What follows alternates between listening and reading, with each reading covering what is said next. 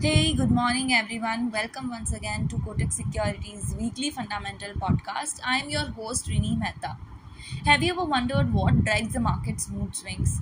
Is it the global headlines or the latest company earnings? Or maybe it's those sudden policy changes? Last week's market action had a bit of everything: gains, surprises, and a few curveballs that kept everyone on their toes. But what if I told you that the real story isn't just about the numbers? Yes, let's dive into the fascinating world of stocks, sectors, and what really moved the needle last week. First up, let's talk about the broader domestic indices. Sensex and Nifty Smallcap and Midcap indices ended all on a positive note, posting gains of up to 1%. It might seem like just a percentage point, but in the world of stocks, even that tiny uptick can signal a lot about investor sentiment, right? Now, what's really interesting in the sectoral story? The BSE IT and Realty saw some solid gains, but it wasn't all sunshine for BSE Metal Index. It took a hit. The Supreme Court's decision to allow states to levy additional taxes and royalties on minerals. That's a game changer. It means companies in the metal sector might have to fork out more, which is why we saw that dip. Always worth remembering how a legal ruling can ripple through an entire sector.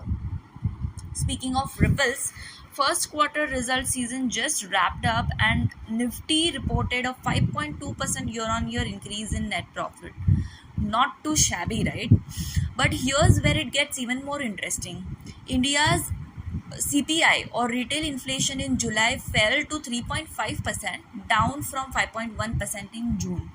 That's a significant drop, and it's not just India feeling the inflation pinch. The US also saw its annual headline inflation in July standing at 2.9%. This has got everyone talking about what's next for the Fed funds rate, which is expected to decline gradually in the second half of 2024. The market's focus is now shifting to the macroeconomic data, upcoming monetary policy actions, and the usual suspects, geopolitical events. But wait, there's more. Financial institutional investors, or FIIs as we call them, turned net sellers in August, pulling out a hefty 28,976 crores.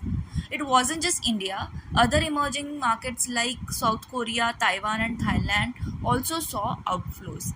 But interestingly, Brazil and Indonesia bucked the trend with inflows. This mixed bag of FPI flows shows how global investor sentiment is playing out differently across regions.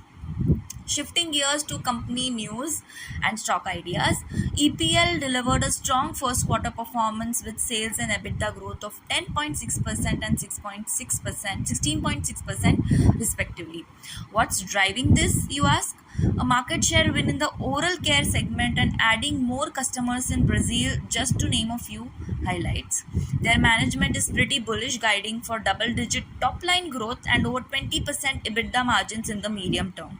The stock has already surged by around 30% in the last 3 months.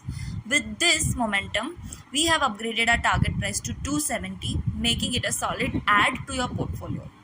Lastly, our pick of the week is ICICI Bank. They have reported around 15% year on year earnings growth, driven by the same percentage increase in operating profit. With stable asset quality and healthy loan and deposit growth, ICICI Bank is cementing its position as a top tier player. We are maintaining our buy rating with a fair value or target of 1400. If you are looking for a reliable banking stock to add to your portfolio, ICICI Bank might just be it. So, what does all this mean for you?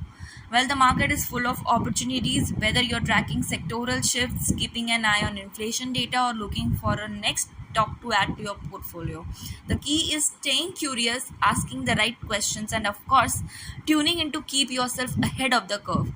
Happy investing. I'll catch you in the next episode. Thank you.